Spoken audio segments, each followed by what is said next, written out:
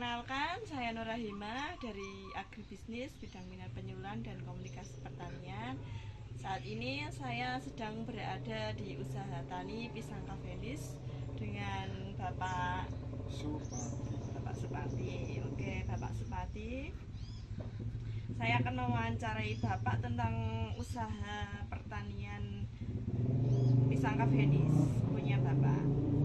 Sejak kapan usaha tani pisang Cavendish ini dijalankan, Pak? Berawal dari pengalaman Nur Trudel, jadi diperkirakan bulan 6, tanggal 6 bulan 6 2025. Berarti kurang lebih hampir 1 tahun ya, Pak, Ya, ini, Pak? benar. Kira-kira luas lahan yang digunakan ini berapa, Pak? Diprediksi 1.500. 1.500 meter persegi ya, Pak ya? Iya. Jumlah tanaman pisang yang dibudidayakan ini, Pak, berapa, Pak, kira-kira? 370 batang awal. 370 batang. Itu ada bibit-bibit baru yang tumbuh lagi. Dia secara ekosistem pasti dia punya generasi. Kira-kira rata-rata produksi dalam satu kali panen itu berapa ya, Pak? Kalau standar 15 sampai 20 kali 5.000. Siapa saja yang terlibat dalam usaha tani ini, Pak, kira-kira? Ini kemauan dari teman-teman juga, dan yang penting dari awal kita belajarnya dari nol Trudel, yaitu yang penting berangkat atau berusaha dulu, baru mengerti faktor-faktor kekurangan. Berarti ini kemauan sendiri, berarti ya lingkup keluarga sendiri gitu ya, Pak?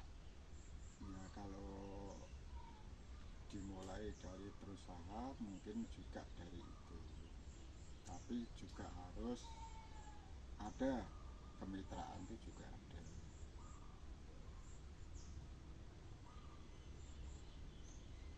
Kalau bibit pisang Cavendish ini berasal dari mana?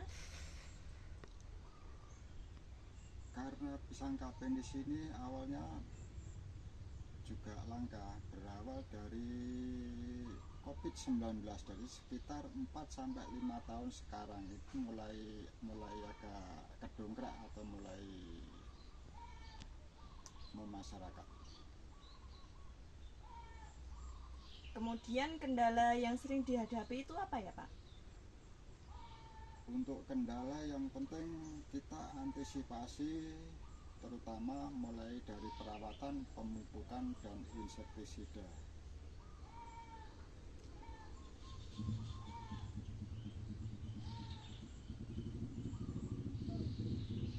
Hama atau penyakit yang sering menyerang tanaman pisang ini?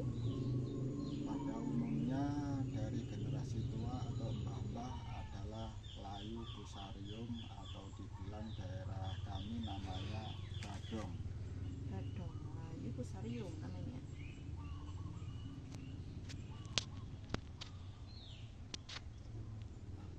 Kemudian cara mengatasi masalah pada hama ini bagaimana, Pak? Untuk hama dari awal tetap menggunakan pola perawatan, pemupukan, dan pengobatan.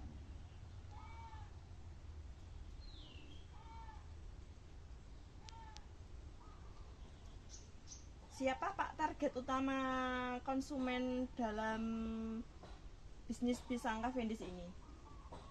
Untuk daerah kami khususnya konsumsi pada Ponpes dan MBG.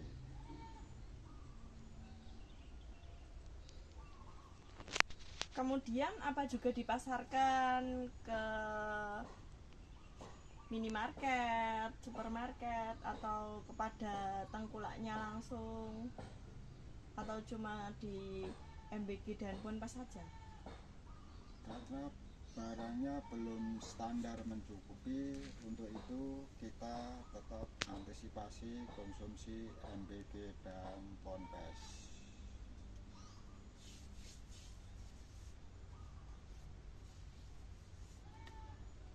Apakah juga menggunakan media sosial Pak dalam pemasaran distribusinya ini? Ya, secara otomatis mulai dari kemitraan, karena berawal dari Nur Google pengalaman kita, jadi harus ada komen-komen dari teman-teman kemitraan supaya bisa mengangkat atau mendongkrak usaha pisang Cavendish. Apakah pernah mengalami kesulitan dalam menjual pisang Cavendish ini? Ya, karena kita net dalam kemitraan, ya tetap berjalan.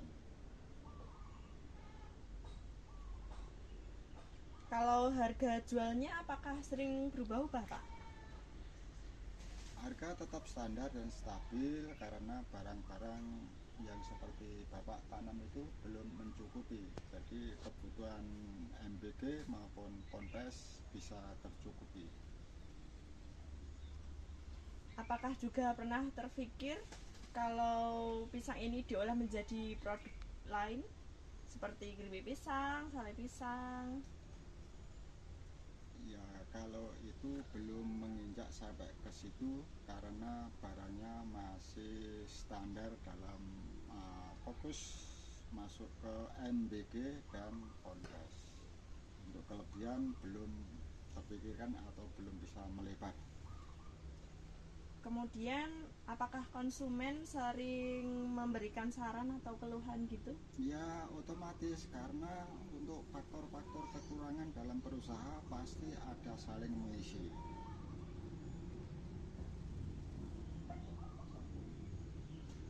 Kemudian Pak, inovasi yang ingin diwujudkan dalam 1 sampai 2 tahun ke depan? Ya, kepinginnya kita dalam keluarga serta berusaha untuk meningkatkan ekonomi.